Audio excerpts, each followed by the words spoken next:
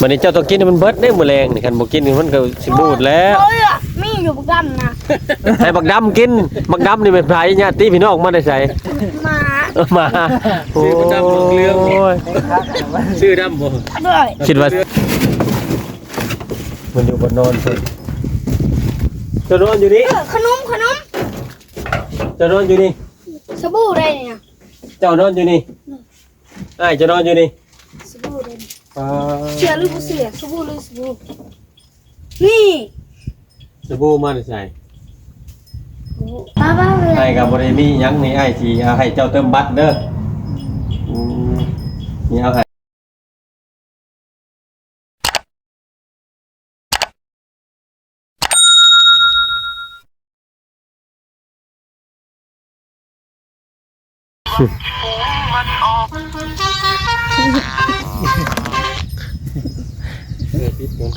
ตอนนี้ก็กินข้าวแล้วก็ได้เวลาพักผ่อนเพิ่นว่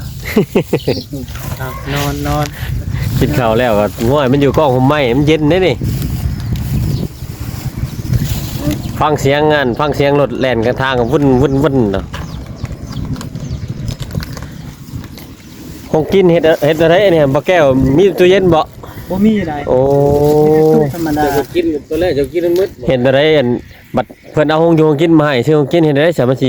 ได้กินหลายมื้ออาหารบูๆเด้อกินมีกระป๋องนั่นน่ะมีได้ซื้ออาหารแห้งไว้บ่แม่นโอ้เนาะบอกร้านวันนี้เจ้าต้องกินให้มันเบิดได้มื้อแรงนี่คันบ่กินมันก็สิบูดแล้วมีอยู่บักดำนะให้บักดำกินบักดำนี่เป็นไผญาติพี่น้องมาได้ไสมาชื่อดำเรื่องชื่อดำบ่ด้วยคิดว่าเสี่ยวมาเยี่ยมยามสบักดำว่ามาใครอยู่บักดำมันแห้งมากแล้วบักดำอ่ะแต่มันสิกินบ่เบิดติดตัวนี้ฮะบักดำนี่ยับมีแมวน้ำอีกสิได้เข้าเด้เนาะเข้าแม่กินแล้วโอ้คิดว่าเจ้าอยู่ผู้เดียวยังมีเพื่อนอีก2-3เนาะ2-3ชีวิตมานี่ชื่อดำบ่เลยกินชีวิตไก่เด้ซะไก่ห้ำชื่อดำมันตู้เรื่องเนาะเรื่องดีใจบ่ได้เฮือนงามนี่ฮะดีใจแฮงเนาะโอ้กับใครก็ได้ดีใจน้ำน้องเด้อหักสาวเด้อได้เฮือนงามเลยกับมาปัดบรรทุกแล้วเพื่อเจ้าสิใหญ่จนได้จักปีแหละ10 ปีคือยังมาน้อยแค่10 ปีอายุมักใหญ่ๆนึงอายุไปบางหลายคนคือยังน้อยอยู่10 ปีอีก7 ปีก็เอาเมียได้เลยเด้นี่หมัวขึ้นกกไม้นี่ได้แล้วฮะไปขอเนี่ยขึ้นเรียบร้อยแล้วโอ้ระวังได้ย่านแบบการไปขอเนี่ยไปขอสำคงนี่ลิ้นเท่าไปขอเนี่ยอันเจ้าขึ้นกกไม้แต่เจ้าอยู่ตูบน้อยๆนะพวกเห็นบ่มันมียังอยู่ในตูบฮะบ่ได้มียังออกบ่ล่ะบ่คิดฮอดอยู่บ่บนอยู่ในเคยนอนนะไปพาไปเบิ่งนูบ่นอนตะบิดน่ะไปพาครับไปเบิ่งนูบ่อนเจ้านอนตะบิดอยู่ในฮะอยากเบิ่งบ่อนเจ้านอนตะบิดอยู่ในแม่เขามาแล้วสิซื้อไปปรับเนี่ยอยู่ตู้ซื้อหยังเกาะซื้อไปลูกเซลแสงโซลาร์เซลล์แล้วไปให้มานอนโอ้ยเจ้ามีเลยเนาะแม่โหเจ้ามีเลยบ่เสียอยู่ในมีอะไรเนาะไปเอาเข้าไปเบิ่งกะว่าก่อน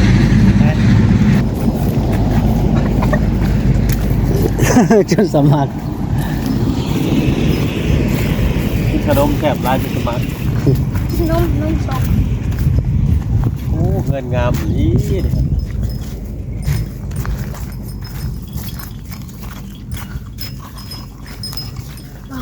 งัวเจ้าบ่นี่กะเอาบ่แม่นบ่ระวังมันเอาหม้อไปเด้อหัวมันชบเอาหันแล้วนะขึ้นทางนี้บ่ขึ้นทางนี้บ่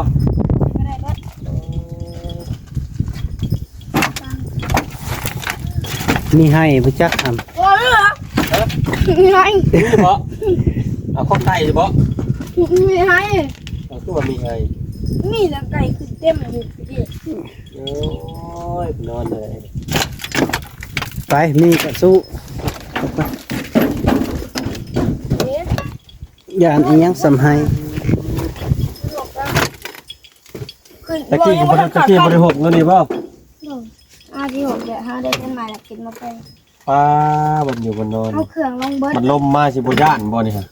ไปขึ้นไปเบิ่ง ขึ้นไปเบิ่งเนาะ ระวังไม่มีงู โอ้ระวังงูบ่เนี่ยป้ามันอยู่บ่นอนเพิ่นจะนอนอยู่นี่ ขนม จะนอนอยู่นี่ สบู่ได้เนี่ย เจ้านอนอยู่นี่อ้ายจะนอนอยู่นี่ สบู่ได้ ป้า เชื่อหรือบ่เชื่อสบู่หรือสบู่นี่ สบู่มาได้ใส่ โอ้ เจ้าไปเอามาหลักมาแต่บ้านผักมัน เขาเคยไปอยู่เขาเคยไป จะนอนอยู่จักปีน่ะ อยู่ที่ปีหนึ่ง ปีหนึ่งบ่ เขาเคยไปนึงเขาเคยนอนอยู่บ้านบักคืนหนึ่ง ไผผักมาให้โยงกินเจะนอนอยู่ นะ ไผเอาโยงกินมาให้แม่บ่ บอก หากิน กินเอง หากินเอง โอ้หากินอีช่างหาพุทธปูนี่พุทธกบ ไปหาใส่เด็ด ใส่เบ็ดเป็นใส่ได้ตรงหน้านี่บ่ น้องเลยน้องบอกเขาไปหากินตอนไหนได้บอกกับ อ๋อ ได้อยู่ได้ใช่เนาะบ่อยู่ที่ได้มันจำเป็น แนวมาบ่มีให้ติอยู่นี่ โบเลือเต็มห้องนี้ เต็มมันก็เห็นนั่นแหละอ่ะบ่มี ให้อยู่น้ำกันเลยให้กัน เอายางน้ำเพิ่นนก มาเงิน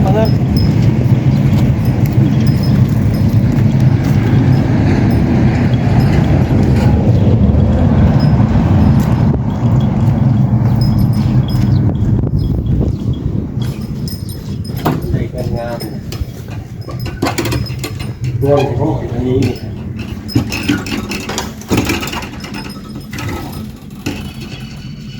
5 ขวดนึง หนังเย็นมันเย็นมาจากไหนนี่อยู่นี่เย็นนะอยู่นี่ฮะ เป็นหยังกันนะครับขี้ไก่โอ้ ขี้ไก่เต็มเลยใส่ น้อง ผ้า ได้เขาปิดประตูตัวน้อง จะได้เงินงามแต่จะต้องได้อนามัยเด้อ เขาเห็นแป๊บเดียว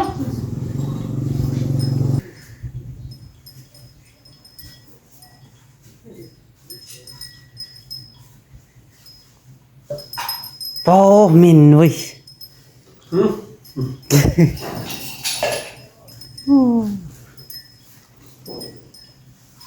บักคำตั้งบ่เบิ่งลีใด นั่นปิดประตู อันนี้ว่าอาหารของกำหนึ่งอย่าไปหลับกินของมันเลย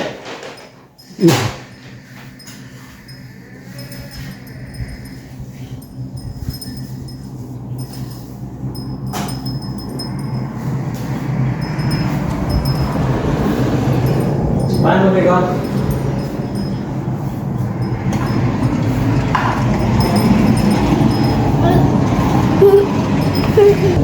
แขกมาฮะก็จะมาปัดเพื่อน ลืม มันลืมปัดเพื่อนแขกมาปัดเพื่อน เอาพี่น้องเราะการมาเยี่ยมยามของเขากับมอนนี่ก็ถือว่าการดนแหละเพราะว่าเขาก็มีเรียกไปต่อแน่ก็ฝากพี่น้อง FC หลายๆคนกับผู้ใดไปไกลมาแวะยามน้องสายผ้าเพิ่นแน่เนาะเพิ่นก็อยู่กับอ้ายส่วนละอ้ายก็บ่ได้ค่อยอยู่เนาะส่วนละอ้ายก็มีแต่อยู่ผู้เดียวเพิ่นก็หาอยู่หากินนี่แหละตามมันหลายๆคนมาแน่กับมีคงอยู่คงตอนมาแน่มื้อนี้ก็อาศัยกลับมากับมาอ้อนนะครับป้าแก้วก็บ่ได้มีหยังมีแต่ซื้อขนมแล้วก็คงอยู่คงกินจะมากินข้าวสามัคคีกับน้องเทื่อหน้าก็มีโอกาสสิมายามน้องแน่ก็ยังสัญญากับน้องว่ามาเทื่อหน้าสิซื้อเสื้อตัวเพิ่นมักให้เพิ่นมาสิซื้อมาฝากเสื้อหยังก็เสื้อนี่ไงคำแก้วส่วนหลายคลิปตัวนี้คลิปเบาแก้วก็เห็นเสื้อตัวนี้ โดย เพิ่นมักแห้งบ่เสื้อตัวนี้มีหยังก็สดทนสัวเด้อเงินก็เงินงามแหละเลยต้องก็ปัดอย่างนี้นะมีหยังก็สู้ทนเอาอยู่ง่ายก็จะพูดแล้วง่ายก็อยู่ใกล้เติบแล้วก็หาเวลามีเวลาจะมาเยี่ยมยามน้องอยู่ส่งก็ซื้อใหม่ๆนี่บ่ทันแกะบ่แม่นบ่นี่ฮะ ซื้อตัวนี้ อันนี้มันเป็นหยังอันนี้ฮะ บ่ายใส่เอลก็ได้2 ห้อ เด้อตอนนี้ก็รักษา ตัวเองได้อดทนเด้อให้กันดีครับนี่ครับเมื่อพูดแล้ว เอาไปไม่แค่ก่อน เด้อ ป้าเลย ให้กับบริมีหยังนี่ไอ้ที่เอาให้เจ้าเติมบัตรเด้อนี่เอา50,000ให้เจ้าไว้เติมบัตรเด้อไว้ได้เติมบัตรเติมมันโทรศัพท์เน็ตอะไรไปหาอันแม่เกมก็ลิ้นยุดจะลิ้นร้ายมันจะเบื้องเน็ตเอาไว้โทรหาแม่เด้อเพียงก็อดทนสู้ๆเนาะสำหรับพี่น้องวันนี้ครับก็สิขอฝากไว้สำนี้ฝากกด FC กดไลค์กดติดตามช่องไทยเนี่ยเพื่อเป็นกำลังใจในการรับชมบ๊ายบาย